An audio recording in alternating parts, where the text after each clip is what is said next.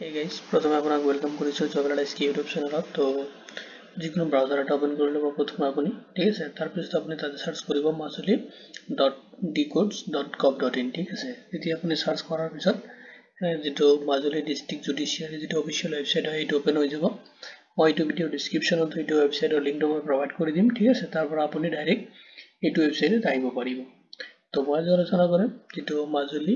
District জুডিচিয়াৰীৰ পৰা যেটো requirement আহিছে তাৰে গোটেইখিনি ইনফৰমেশন আপুনি এইটো ভিডিওত পাব, ঠিক আছে। ভিডিওটো শেষলৈকে চাব আৰু যদি চোৱাৰ পিছত কিবা ডাউট থাকে দেন আপুনি কমেন্ট সেকশনত কমেন্ট কৰিব পাৰে। লগতে আপুনি এইটো ভিডিওৰ ডেসক্ৰিপচনতে মই WhatsApp গ্ৰুপৰ লিংক এটা প্ৰভাইড কৰি দিম, তাতে জয়েন হৈ কিনে আপুনি মোক ডাইৰেক্ট মেসেজ কৰিব পাৰিব, ঠিক আছে। তো আহক দেৰি নকৰি আৰম্ভ কৰো আজি ভিডিওটো।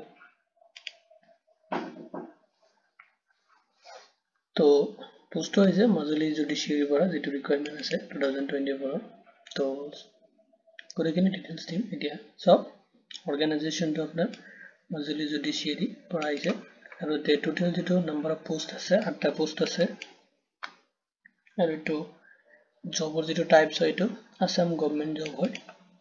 আৰু আপোনাৰ মিনিমাম কোৱালিফিকেশন বিচাৰিছে। যদি আপুনি ক্লাছ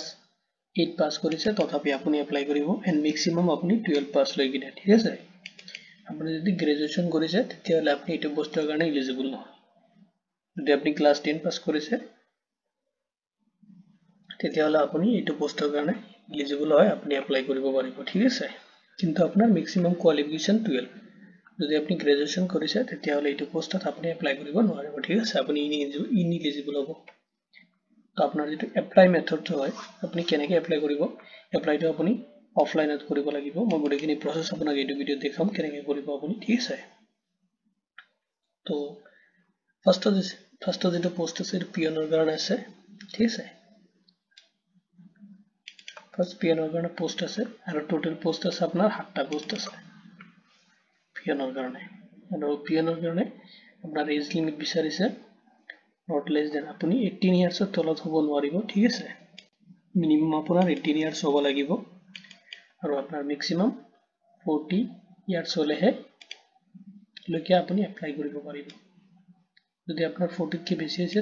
তেনেহলে আপুনি এইটো পোষ্ট এপ্লাই কৰিব নোৱাৰিব যেটো পিয়নৰ পোষ্ট আছে। তো মিনিমাম আপনার 18 এন্ড ম্যাক্সিমাম আপনার 40, ঠিক আছে। তো আপনার এইটো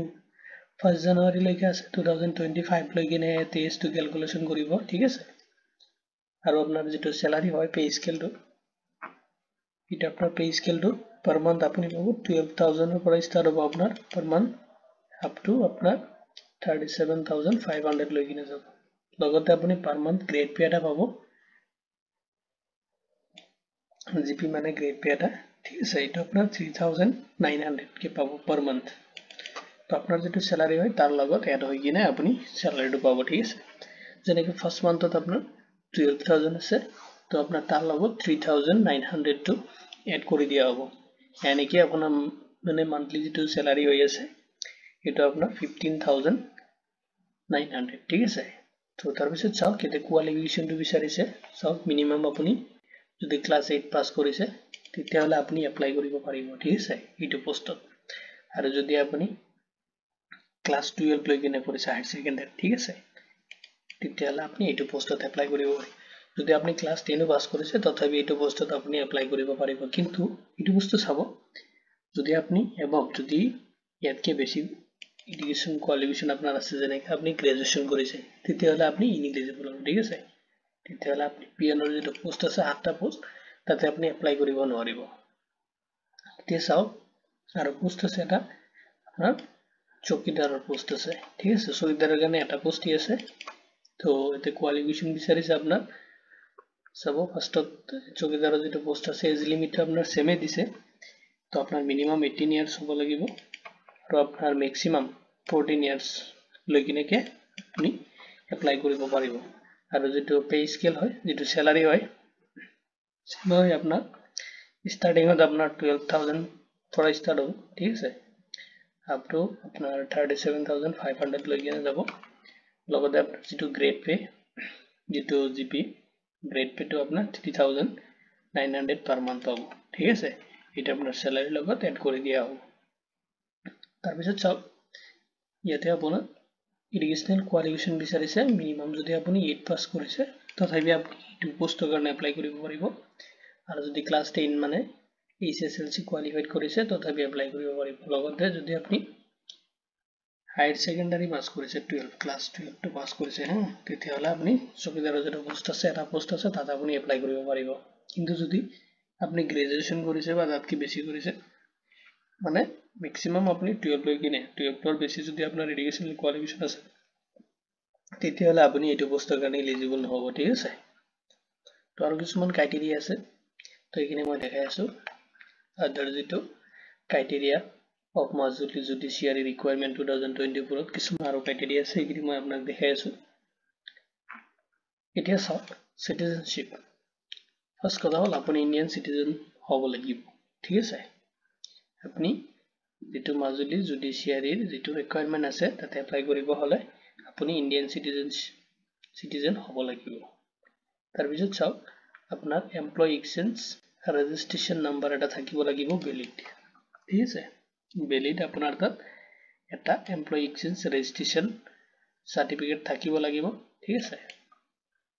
তেতিয়াহে আপুনি এইটো পোষ্টৰ কাৰণে এপ্লাই কৰিব পাৰিব তাৰ পিছত চাওক এজ লিমিট এজ ৰিলেক্সেশন দিয়া আছে এজ ৰিলেক্সেশন ক্যাটেগৰি ওয়াইজ ডিভাইড কৰি দিয়া আছে SC and ST কাৰণে 5 ইয়াৰ্স আছে আপনাৰ এজ ৰিল্যাক্সেশন পাব আপনি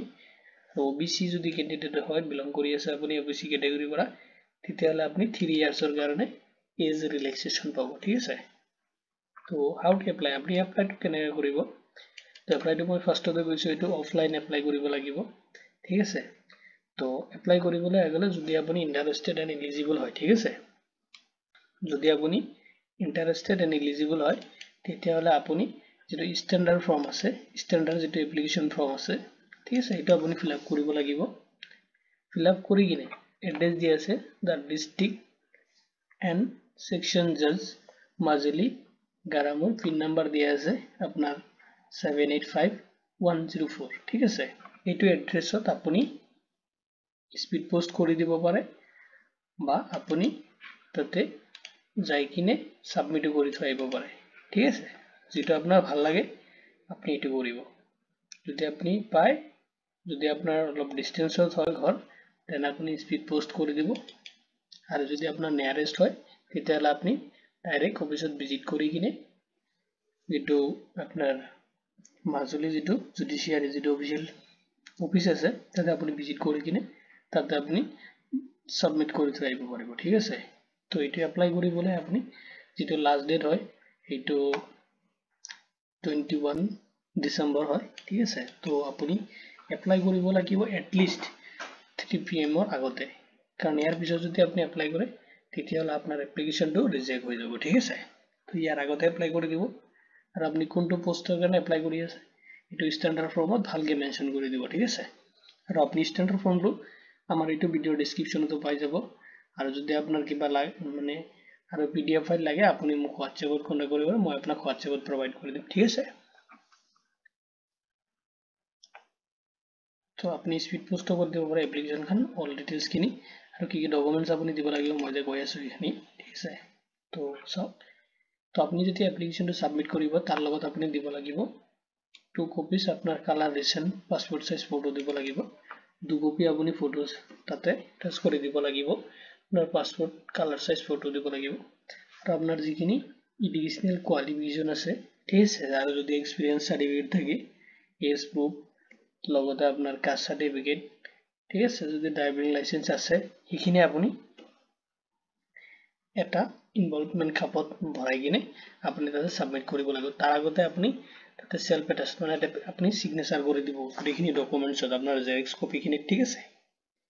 তো এইখিনি জেরক্স কৰি কিনে আপনি ইনভলভমেন্ট খাপত ভৰাই কিনে তাতে দি আহিব লাগিব বা আপনি স্পিড পোস্ট কৰি দিব লাগিব কিন্তু তাতে আপনি আপনাৰ মোবাইল নাম্বাৰটো লিখি দিব ঠিক আছে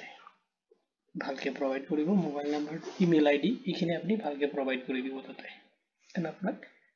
তাৰ পৰা কল আহিব পাৰে বা এটাৰ অফিশিয়াল যেটো ওয়েবসাইট আছে মই এইটো ভিডিও ডেসক্ৰিপচনত প্ৰভাইড কৰি দিম যেটো মাজুলী ডিস্ট্ৰিক্ট জুডিচিয়াৰি অফিশিয়াল ওয়েবসাইটটো যেতে দিম আৰু তাতে আপুনি চেক আউট কৰি থাকিব পাৰে তাতে যেতিয়া লিস্ট ওলাব তেতিয়া আপুনি গম পাব ঠিক আছে তো তো সিলেকশন প্ৰচিডিউৰ আপোনাৰ ইন্টাৰভিউ হ'ব ঠিক আছে সিলেকশনত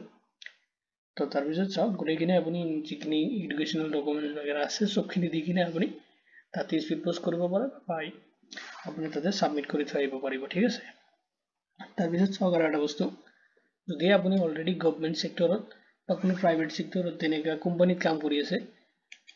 তেতিয়াহ'লে তাৰ পৰা আপুনি এনঅচি টো ল'ব লাগিব ঠিক আছে নন অবজেকশন সাৰ্টিফিকেটটো ল'ব লাগিব তাতে দিব লাগিব ঠিক আছে তাৰপিছত চাওক অলৰেডি এপ্লাই ষ্টাৰ্ট হৈছে 5 ডিসেম্বৰৰ পৰা আৰু লাষ্ট ডেটটো মই কৈ দিলো 21 ডিসেম্বৰ লৈকে আছে তাৰ আগতে আপুনি এপ্লাই কৰিব ঠিক আছে যদি ইয়াৰ পিছত হয় তেতিয়াহ'লে আপোনাৰ এপ্লিকেশনটো ৰিজেক্ট হ'ব তো আৰু সিলেকশন প্ৰচিডিউৰটো আপোনাৰ ইন্টাৰভিউ মেথড হ'ব ঠিক আছে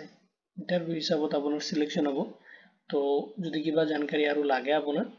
তেতিয়াহ'লে আপুনি মোক এইটো যেটো ভিডিও আছে এইটো ভিডিও ডেসক্ৰিপচনতে চেক কৰিব আপুনি WhatsApp গ্ৰুপত জয়েন হৈ কিনে আপুনি মোক তাৰ পৰা ডাইৰেক্ট মেসেজ কৰিব পাৰিব ঠিক আছে তো অফিচিয়েল নোটিফিকেশনটো মই এইটো ভিডিও ডেসক্ৰিপচনতে দি দিম তাৰ পৰা আপুনি চেক আউট কৰিব পাৰে তো এইটো ভিডিও ইমানতে ধন্যবাদ দি কিনে এইটো ভিডিও ইমানতে সামৰিছো থ্যাংক ইউ